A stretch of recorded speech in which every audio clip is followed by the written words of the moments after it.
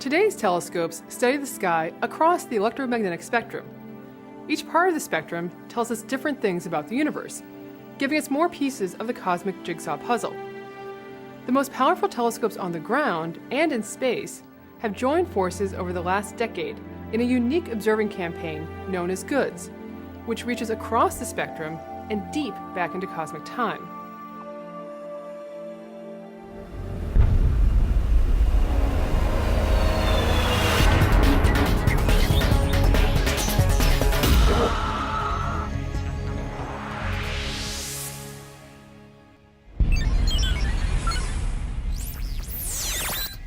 This is the Hubblecast, news and images from the NASA ESA Hubble Space Telescope.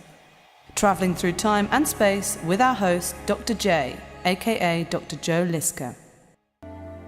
Hello and welcome to this very special multicast.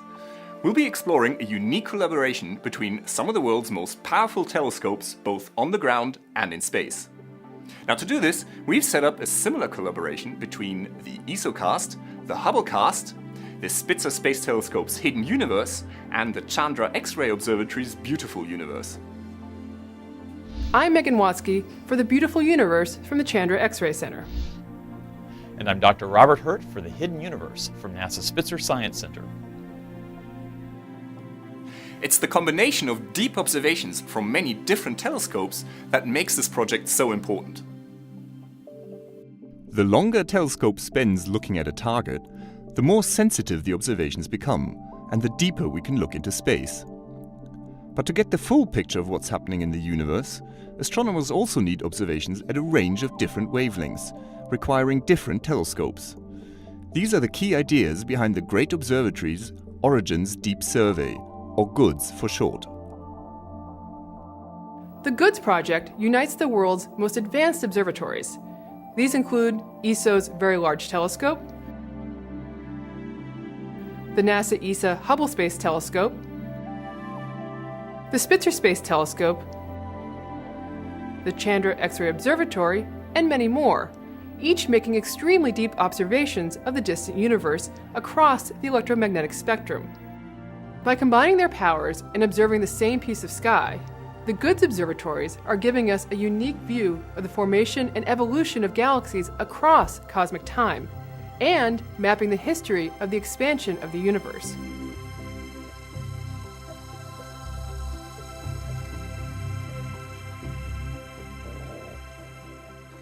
Now this is not the first time that telescopes have been used to give us extremely deep views of the cosmos.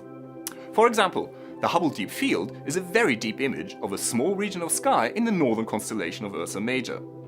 This revealed thousands of distant galaxies, despite the fact that the whole field is actually only a tiny speck of sky, about the size of a grain of sand held at arm's length.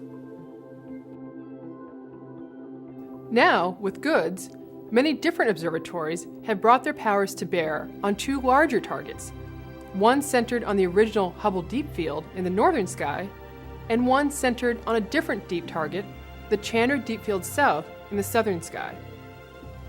The main GOODS fields are each 30 times larger than the Hubble Deep Field, and additional observations cover an area the size of the full moon.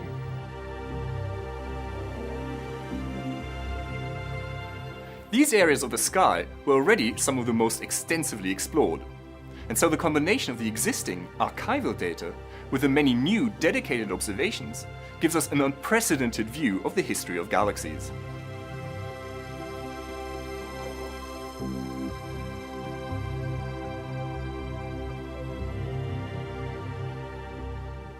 At ESO's Very Large Telescope on Sarah Paranal, the 8.2-meter diameter giants were used for a total of almost 100 nights of dedicated observations. The telescopes made images of the region both in near-infrared light and on the boundary between visible light and ultraviolet light. At these short wavelengths, only telescopes on exceptional sites, such as the VLT's Sarah Paranal, have a chance to observe through the Earth's atmosphere. The NASA ESA Hubble Space Telescope observed the GOODS regions at optical and near-infrared wavelengths in order to detect distant star-forming galaxies, among other things. Now, Hubble spent a total of 5 days observing the fields, spread over 5 repeat visits. Each of these was separated from the previous one by about 45 days. Now, by spreading out the observations like this, Hubble was able to watch out for new supernovae appearing over the months, providing key information for studying the expansion and acceleration of the universe due to the mysterious dark energy. But it wasn't just Hubble making space-based observations for GOODS. NASA's Spitzer Space Telescope imaged the GOODS regions in near and mid-infrared light for 5 days at wavelengths up to 30 times longer than the Hubble observations. These longer wavelengths are important for revealing distant galaxies whose light may be obscured by cosmic dust or stretched by the expansion of the universe, making them invisible to Hubble. For these distant galaxies, the Spitzer images also tell astronomers about their age and their total mass of stars, complementary information to the data from Hubble. Now, let's move from the infrared to much shorter wavelengths. Also in orbit, the Chandra X-ray Observatory had already observed the GOODS field in many long observations taken over the course of a year. The Chandra images are the deepest X-ray images ever taken and detected more than 200 X-ray sources believed to be supermassive black holes in the centers of young galaxies. The X-rays are produced by extremely hot interstellar gases falling into the black holes. These multi-wavelength observations identified tens of thousands of galaxies. To get a full understanding of the history and development of galaxies over the vast stretch of the universe's history, we need to be able to pin down their distances more precisely to fix them in cosmic time. As these galaxies are so far away, the light waves we see from them today started their journey up to about 13 billion years ago. And because the universe has been expanding since the Big Bang, back then the universe was less than 1/7 of its current size. During the billions of years of the light's journey, its wavelength has been stretched as the fabric of space has expanded. This effect is known as redshift because, for example, light that was originally blue or ultraviolet in color is shifted to longer and redder wavelengths. Back on the ground, astronomers used spectrographs on ESO's Very Large Telescope to capture the spectra of galaxies, spreading out their light like the colors of a rainbow. Now, the spectra allow astronomers to measure the redshifts of the galaxies and hence their distances. An extensive campaign produced redshifts for almost 3,000 galaxies in the GOODS fields. Now, with this knowledge, we can place the galaxies at their distances along a vast cone of space, stretching out from our own vantage point like a searchlight beam into the cosmos. We can take an amazing journey through kind of a tunnel towards the edge of the universe. In some places, the galaxies cluster together, forming structures which are up to tens of millions of light years in scale. Thanks to GOODS and other surveys of the same region, these areas of the sky are uniquely well studied, with high-resolution, deep observations across a wide wavelength range. Plus, there's more to come.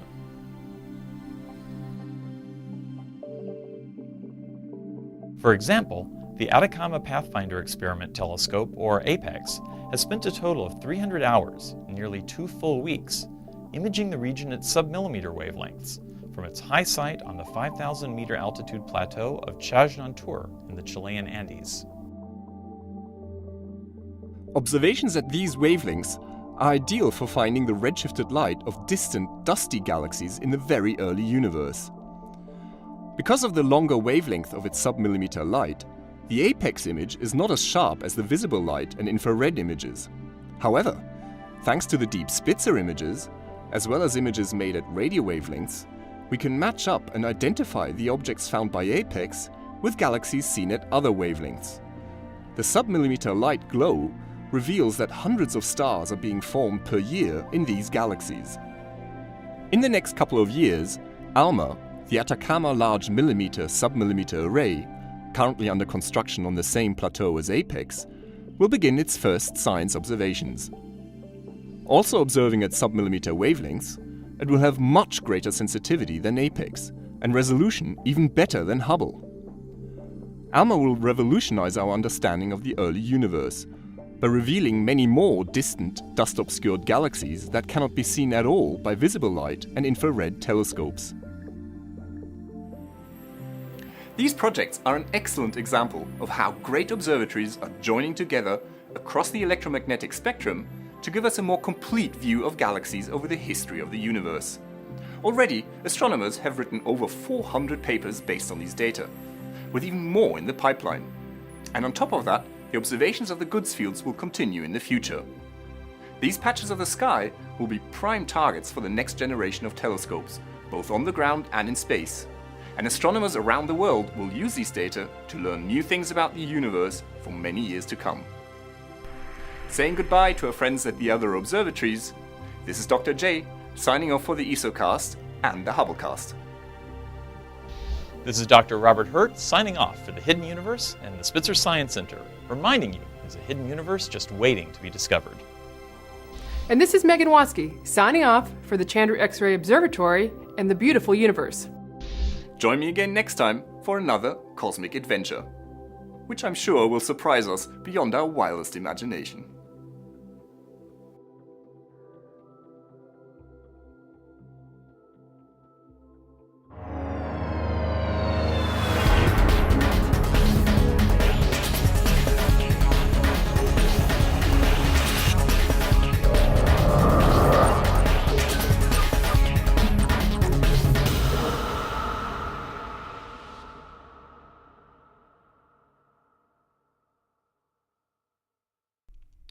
Now that you've caught up with Hubble, make sure to get the latest from the ground too.